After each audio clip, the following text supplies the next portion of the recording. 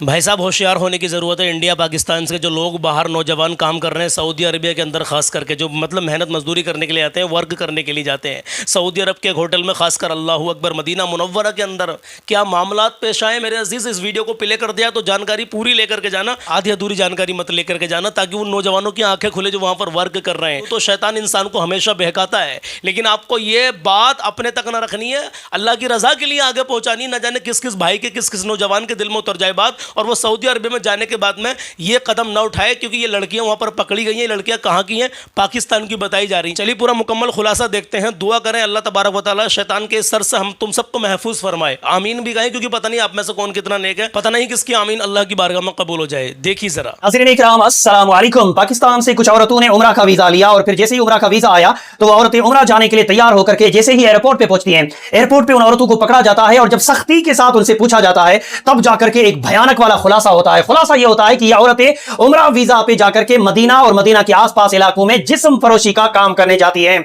अस्तगफिरुल्लाह रब्बी मिन कुल्ली ज़ंबि व अतूबु इलैह। इससे पहले आप लोगों ने पाकिस्तानी औरतों को मक्का और मदीना हरमैन के अंदर आपने भीख मांगते हुए खूब देखा होगा। सिर्फ औरतों को नहीं, बूढ़े आदमियों को भी देखा होगा, नौजवानों को देखा होगा, औरतों को देखा होगा, और कुछ औरतें बाकायदा अपने गोद में बच्चों को लेकर के भीख मांगती हैं ताकि भीख ज्यादा मिले। लेकिन अब हाल यह हो चुका है कि पाकिस्तान से उमरा वीजा पे औरतें जा रही हैं और हरमैन की मुकद्दस जमीन पर जिस्म फरोशी का गलाजत वाला काम करने के लिए।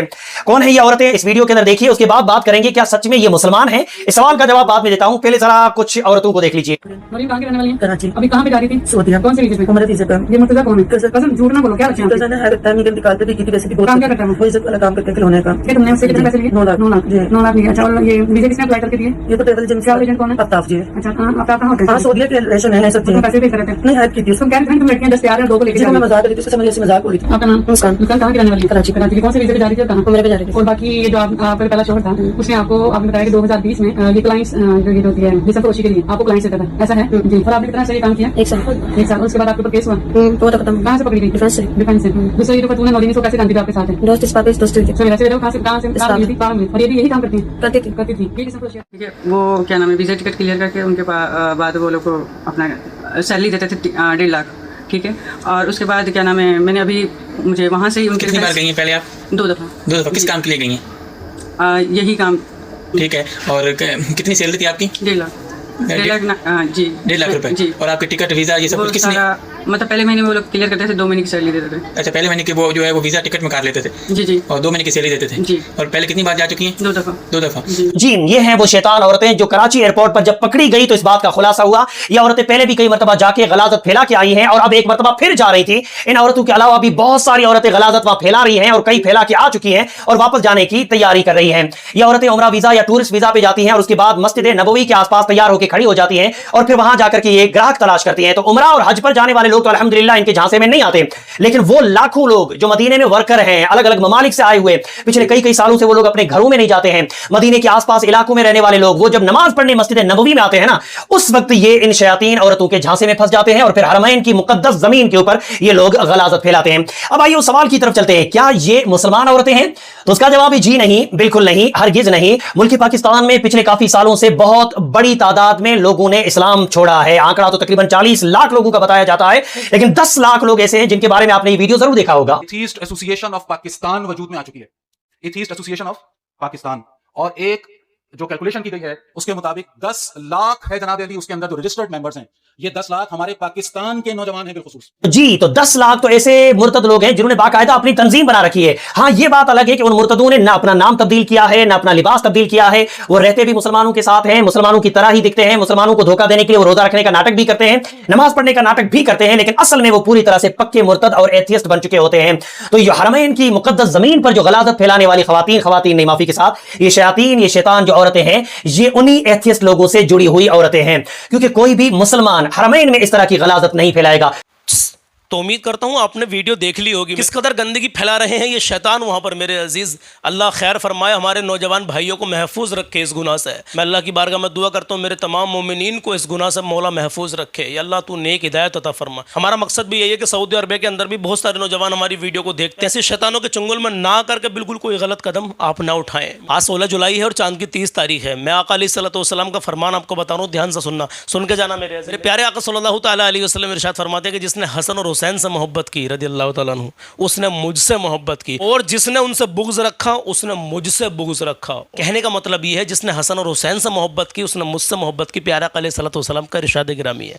और जिसने हसन और हुसैन से बुग़्ज़ रखा, आका अलैहिस्सलातु वस्सलाम इरशाद फरमाते हैं उसने मुझसे बुग़्ज़ रखा। अब इमाम हसन और हुसैन से मोहब्बत कैसी करनी है? अल्हम्दुलिल्लाह करते हैं आप, लेकिन नमाज है, नमाजों की पाबंदी। आखिरी वक्त में मेरे आका इमाम हुसैन ने सजदा नहीं छोड़ा मेरे अजीज़।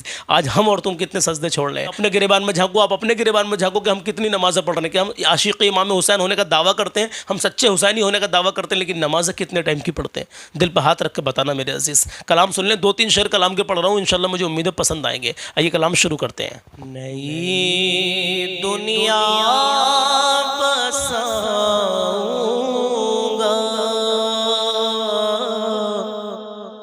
नबी के शहर में जाकर, नई दुनिया बसाऊंगा नबी के शहर में जाकर, मैं खुद को भूल जाऊंगा नबी के शहर में जाकर, मैं खुद को भूल जाऊंगा नबी के शहर में जाकर। मेरे सरकार ने जिन पत्थरों पर पाँव रखे हैं, मेरे सरकार ने जिन पत्थरों पर पाँव रखे हैं, उन्हें सर पर उठाऊंगा, उन्हें सर पर उठाऊंगा नबी के शहर में जाकर, मैं खुद को भूल जाऊंगा नबी के शहर में जाकर, नई दुनिया बसाऊंगा नबी के शहर में जाकर। आखिरी शेर, बचा कर इसलिए आंसू रखे हैं अपनी आँखों में, बचा कर इसलिए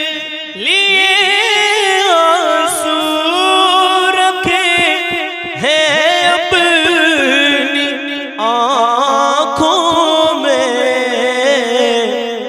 इन्हें तो बस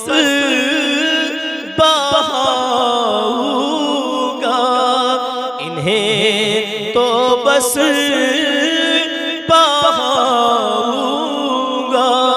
नबी के शहर में जाकर, इन्हें तो बस बहाऊंगा नबी के शहर में जाकर, नई दुनिया बसाऊंगा नबी के शहर में जाकर, मैं खुद को भूल जाऊंगा नबी के शहर में जाकर, मैं खुद को भूल जाऊंगा नबी के शहर